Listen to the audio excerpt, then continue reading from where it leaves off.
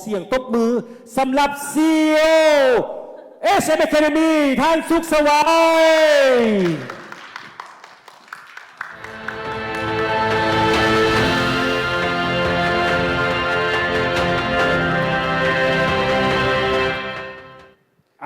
สวัสดีแนะนำตัวเอง อันนี้มุกเด้อดีเพราะว่าอย่างในรายการไลฟ์สดก็เป็นอันนี้ขอบนเวทีนี้กับซีโอสุขสวัยสบายดีข้าพเจ้าสุขสวัยศิริเดช CEO SM Academy เนาะนับตั้งแต่มือเปิดซีซั่นหนึ่งจนณปัจจุบันนี้กับบได้จัดรายการร่วมกับสหายโทดี้ดนก็เลยรู้สึกตื่นเต้นว่ะต้องเต้นเพราะแม่ตื่นแล้วก็ตื่นเพราะแม่ว่าเนาะอันนี้เนาะอันนี้เป็นอย่างคู่หูคู่หาเนาะคู่ห่วมคู่ซาที่จะปั้นระบบนี้ขึ้นมาอันนี้เป็นจิ๊กซอว์สำคัญเลยฮู้บ่เนาะก่อนที่จะมอบเนาะเวทีนี้เพิ่นเองเนาะเราประวัติน้อยหนึ่งเนาะอันนี้นะเป็นตื้อเพิ่นปัดตื้อผู้สาวนะ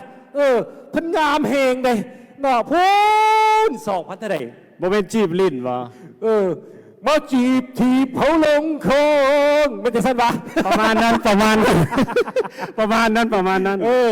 มาเลยตั้งแต่ผู้ใด10 กว่าปีได้ว่าสันเป็นเนาะโทษจีบแท้จีบว่าจีบนะจีบเฮ็ดจีบโลดจีบได้จีบแท้จีบว่าหากมาติดมาดีนี่นะโมเมนต์ไปยอดวะจากกูเลยก่อนที่จะเข้าไปรายละเอียดอย่างต่างๆเนาะขอมอบเวทีนี้ให้กับซีโอสุขสวัยSM Academy ให้เพิ่นมอบเพิ่นให้เพิ่นได้กล่าวได้ว่าSM Academy นี่เขาเฮ็ดอีหยังเด้ขอมอบเวทีนี้กับเพิ่นเด้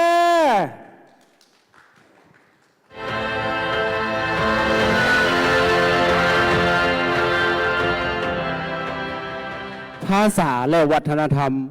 บอกความเป็นเอกลักษณ์เฉพาะชาตินั้นสบายดีข้าพเจ้าสุขสวัยศิริเดชเป็น CEO ของรายการ SM Academy จุดประสงค์ของรายการ SM Academy แม่นเพื่อส่งเสริมศิลปะวัฒนธรรมลาวด้านศิลป์แสดงและการขับร้องเพราะฉะนั้นรายการนี้จึงเกิดขึ้นมาเพื่อที่จะ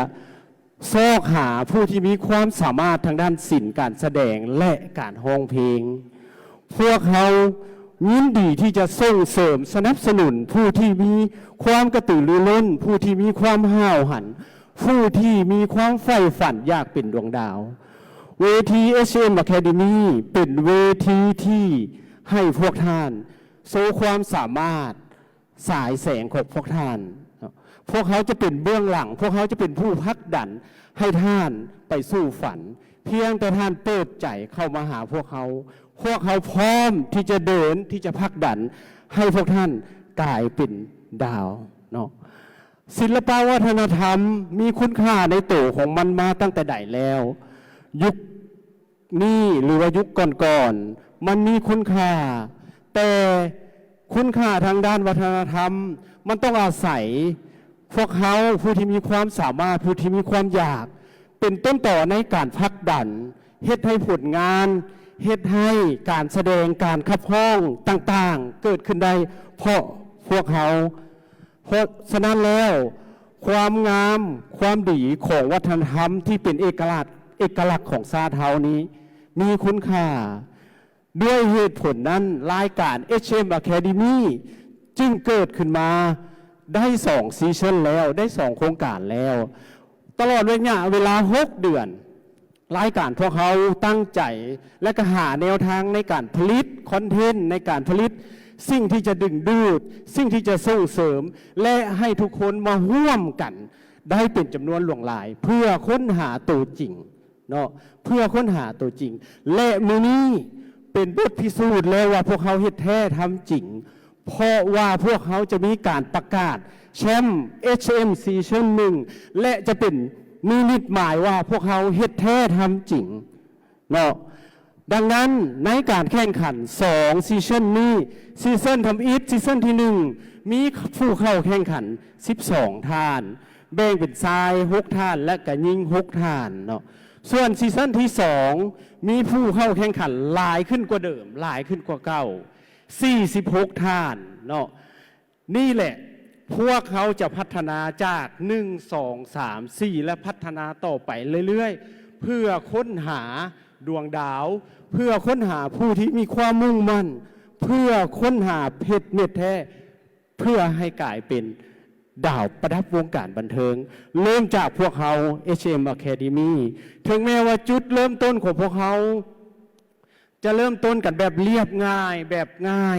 แต่ความตั้งใจของพวกเขาโบเคยละทิมจุดมุ่งหมายก็คือการสร้างศิลป์ทางด้านการแสดงและการบันเทิงเพราะฉะนั้นมือนี้เขาจะได้รู้แล้วว่าดาวทั้ง4ท่านนี้จะแม่นผู้ใดเนาะตลอดทุกเดือนที่ผ่านมานี่เขาเฝ้ามองเฝ้าเบิ่งว่าการเติบโตของพวกเขาเจ้าเป็นแนวใดและให้ทุกท่านเชื่อมั่นในความโปร่งใสในการจัดการแข่งขันของพวกเขาว่าพวกเขาโบได้เบี่ยงเบนโบได้ล้ำเอียงคะแนนที่โหวตเข้ามาล้วนแล้วแต่เป็นเสียงของประชาชนเสียงของ FC ของผู้เข้าแข่งขันเอง ดังนั้นมันจึงโบแปลกใจเลยว่าเป็นอย่างคะแนนที่เกิดขึ้นมันจะบ่ได้หลักล้านมันจะบ่ได้หลักแสน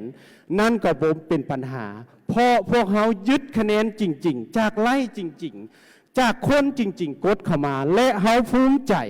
ในจำนวนไล่เล่านั้นถึงแม้นว่ามันจะเป็นเพียงแค่ไล่หลักร้อยกะยาแต่พวกเขาจะพิสูจน์ให้เห็นว่าพวกเขาจะดำเนินต่อและพวกเขาจะประกาศให้ทุกๆคนเห็นว่าพวกเขาตั้งใจดังมือนี้เขามีผู้เข้ารอบชิงแชมป์4ท่านที่จะขึ้นมาปะกดตัวณมือนี้เนาะจากนี้พวกเขาจะหูน้ำกันแล้วว่าผลมันจะออกมาแนวใดเนาะแต่ด้วยความตั้งใจพวกเขาก็ภูมิใจที่ได้เห็นสิ่งนี้และจะนำพาพวกท่านก้าวขึ้นไปสู่การเป็นดาวประดับวงการบันเทิงนั่นคร่าวๆเกี่ยวกับ Asian Academy นะ